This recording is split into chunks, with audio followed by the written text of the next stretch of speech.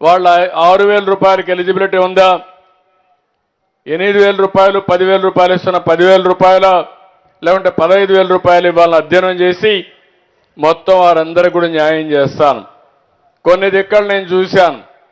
డాక్టర్లను కూడా గట్టిగా చెప్తున్నా, మీరు అడగరని తప్పులు ఎక్కువ చేస్తే వికలాంగులు కాని వాళ్ళకు కూడా పింఛన్లు రికమెండ్ చేస్తే మీ ఉద్యోగానికే ప్రమాదం ఉంటుంది. వెరిఫై చేస్తే నేను పేదల పట్ల ఎంత ఉదారంగా ఉంటానో తప్పులు చేసిన వాడిని మాత్రం వదిలిపెట్టనని వారికి కూడా హెచ్చరిక చేస్తున్నానని చెప్పి కూడా నేను మీకు తెలియజేస్తున్నా. ఈరోజు ఈ ప్రభుత్వం ఉండేది పేదల కోసం ఉంది తప్ప కొంతమంది మొన్నటి వరకు ముఖ్యమంత్రిగా పనిచేసినటువంటి వ్యక్తి శిష్యులు కొంతమంది తయారయ్యారు. ఊరికొక సైకో తయారయ్యారు.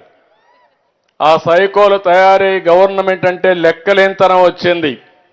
ఎదురు దాడి చేస్తే భయపడిపోతారనుకుంటున్నారు. నేను ఎదురు దాడి చేస్తే భయపడను, తాట తీస్తాను తప్పు చేసిన వాళ్ళని మరొక్కసారి హెచ్చరిస్తున్నా.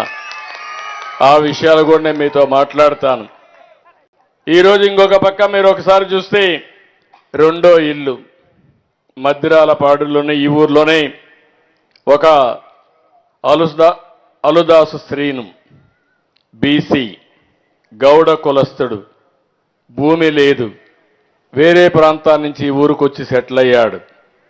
భార్యాభర్త ఇద్దరు పండ్లు అమ్ముకుని ఒక 400-500 రూపాయలు సంపాదించుకుని వాళ్ళు ఎంత ధైర్యంగా ముందుకు పోయారంటే ఇద్దరు పిల్లలుంటే ఇద్దరిని ఇంజనీరింగ్ చదివిస్తున్నారు. ఇంజనీరింగ్ 2వ సంవత్సరం ఒక అబ్బాయి, మొదటి సంవత్సరం ఒక అబ్బాయి. అప్పు చేసి పిల్లల్ని చదివించారంటే మనస్ఫూర్తిగా కుటుంబాన్ని అభినందిస్తున్నాను. కంగ్రాచులేషన్స్ కూడా తెలియజేస్తున్నా. ఇదొక స్ఫూర్తి. నేను ఆ అబ్బాయిని చూశాను. ఇల్లు కూడా 40 ఏళ్లే, అతను 45 సంవత్సరాలు, భార్యకు 40 సంవత్సరాలు. అప్పుడే షుగర్ వచ్చింది. ఏంటా ఈ వయసులో షుగర్ అంటే ఎక్కువ టెన్షన్ అయిపోయింది అన్నాడు. నీకు టెన్షన్ దేనికోసం అంటే పిల్లల్ని చదివించాలి, మళ్ళీ నేను ఇలాంటి పనులన్నీ చేయాలి, నేను పోయి పళ్ళు తీసుకొస్తాను, నా భార్య అమ్ముతుంది, దీనివల్ల పిల్లల్ని చదివించి పైకి వస్తున్నాం అంటే ఇల్లు లేదంటే ఇల్లు శాంక్షన్ చేయమన్నాను. ఇంటి జాగా కూడా లేదు. ఇప్పుడే సర్పంచ్ గారు ఇక్కడ ఉన్నారు, కలెక్టర్ గారు ఉన్నారు. కనీసం ఈ ఊర్లో 200 మందికి ఇంటి జాగాలు ఇచ్చి ఇండ్లు కట్టించాల్సిన బాధ్యత ఉంది. ఇమ్మీడియట్ గా ల్యాండ్ ఎక్విజిషన్ చేసి ఎంతమంది ఉంటే ఎన్యూమరేట్ చేయండి, ఆ ల్యాండ్ కూడా అక్వైర్ చేయండి, అందరికీ ఇండ్లు కట్టించే బాధ్యత తీసుకుందాం. ఇమ్మీడియట్ గా ప్రారంభించమని కూడా చెప్తున్నా. అందులో మొదటి ఇల్లు ఆ సీనుకి ఇస్తామని చెప్పి మీ అందరికీ హామీ ఇస్తున్నా. నిన్న నేను ఒక పాలసీ తీసుకున్నాను. ఏదైతే చేతి వృత్తులపైన ఆధారపడినటువంటి ఇలాంటి వారికి భవిష్యత్తులో కొన్ని దిక్కుల్లో కొన్ని రిజర్వేషన్లు పెట్టాం. ఈరోజు గౌడలు ఉన్నారు, ఈడుగులు ఉన్నారు, వాళ్ళు కళ్ళు గీస్తారు, అలాంటి వృత్తిపరంగా ఉన్నారు కాబట్టి ఏవైతే బ్రాందీ షాపులు ఉన్నాయో అందులో 10% రిజర్వేషన్లు పెట్టాను. అందులో ఒక షాపు ఈ కుర్రాడికి ఇమ్మని చెప్పి ఆదేశాలు కలెక్టర్ గారికి ఇచ్చాను. అది కూడా ఇస్తామని చెప్పి కూడా నేను మీకు తెలియజేస్తున్నా. కనీసం 10 రూపాయలు సంపాదించుకుంటే ఒక గౌడు కులస్తుడైనటువంటి ఆ వ్యక్తి వాళ్ళ కుల వృత్తి కూడా కళ్ళు తీసుకునే వృత్తి ఆ కుటుంబం పైకి వస్తుంది. అది కూడా చేయమన్నాను. రెండోది, 2 పిల్లలు చదివిస్తున్నారు. ఆ 2 పిల్లలు కూడా స్కాలర్షిప్లు ఇప్పించి 2 చదివించే బాధ్యత తీసుకుంటామని చెప్పి కూడా నేను మీకు తెలియజేస్తున్నా. ఇది కాకుండా ఇంకొక ఇంటికి వెళ్ళాను, తాళ్ళూరు జగ్గయ్య, ఆయన తల్లికి పింఛనిస్తున్నాం. ఆ అమ్మాయి ఆవిడ కూడా పెద్ద ఆవిడ్ని పరామర్శించాం. ఆవిడ నుంచి వచ్చాను ఇక్కడికి. నేను ఇక్కడ వచ్చినప్పుడు మీరు ఒక్కసారి చూసి నేను ఒకటే మీ అందరినీ విజ్ఞప్తి చేస్తున్నా. ఈరోజు 100 రోజులు అయింది. 100 రోజుల్లో మీరు చూస్తే నేను ఎక్కడన్నా మీటింగ్ పెట్టాలంటే 1 లక్ష మందితోనో 2 లక్షల మందితోనో మీటింగ్ పెట్టచ్చు. నా ఉద్దేశం అది కాదు. ఒక గ్రామంలోకి రావాలి, ఒక గ్రామ సభ పెట్టాలి. ఇప్పుడే ఎమ్మెల్యే గారు చెప్పారు, నిన్నైతే ప్రోగ్రాం శ్రీకాకుళం పెట్టుకున్నాం. ఆ ప్రోగ్రాం అక్కడ వర్షాలు పడుతున్నాయి, వాతావరణం అనుకూలించలేదు. ఎక్కడ బాగుందంటే ఈ ఊరైతే బాగుంటుందని మా వాళ్ళు సజెస్ట్ చేస్తే నేరుగా ఇక్కడికి వచ్చాను. ఏది మద్దిరాలపాడుకు వచ్చాను.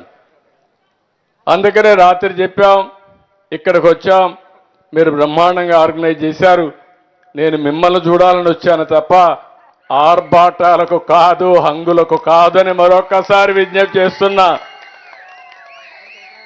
నేను కూడా రాజకీయాలు 45 ఏళ్ళున్నా, 4వసారి ముఖ్యమంత్రిని, అందరికంటే ఎక్కువ సమయం ముఖ్యమంత్రిగా ఉన్నా. ఎన్ని ఆర్భాటాలు చేస్తే ఏమొస్తుందని మిమ్మల్ని అడుగుతున్నా.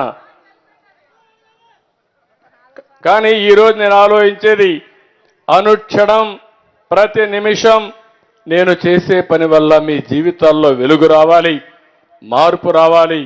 దానికోసమే నేను పనిచేస్తానని మరొక్కసారి మీ అందరికీ హామీ ఇస్తున్నా. అందుకనే మీరు ఒక్కసారి గుర్తుపెట్టుకోండి, 100 రోజులు నా అనుభవాన్ని అంతా ఉపయోగించాను. మీరు కూడా అందుకే ఓట్లేశారు.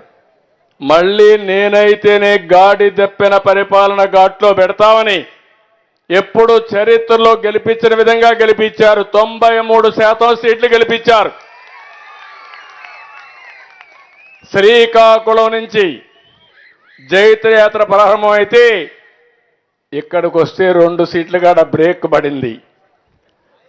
ఒకటి దర్శి, రెండోది ఎర్రగొండపాళెం.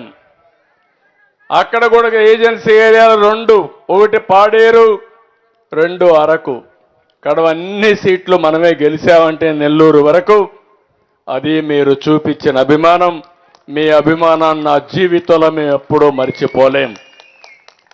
అయితే ఈరోజు ఈ 100 రోజుల్లో మీరు ఒక్కసారి చూస్తే మీరు వేసింది, మాకేసిన ఓట్లన్నీ కూడా మళ్ళీ తిరిగి ప్రజలు గెలవాలి, ఈ రాష్ట్రాన్ని నిలబెట్టాలి, పునర్నిర్మాణం జరగాలి, మీ భవిష్యత్తు బాగుండాలని ఓట్లేశారు.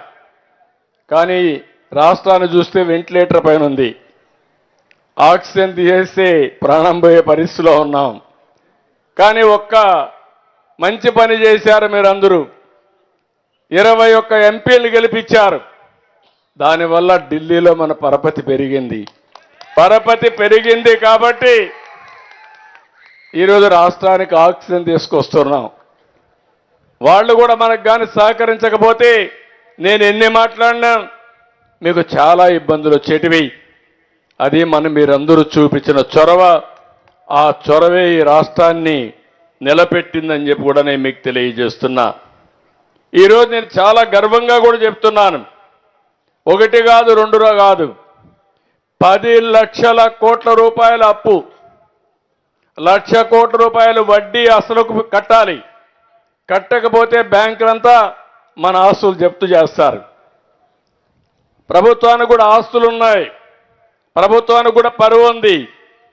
డబ్బులు కట్టకపోతే ఆస్తులు జప్తు చేస్తే, లేకపోతే మీకు డబ్బులు ఇవ్వని బ్లాక్ లిస్ట్లో పెడితే మన పరువు పోతుంది.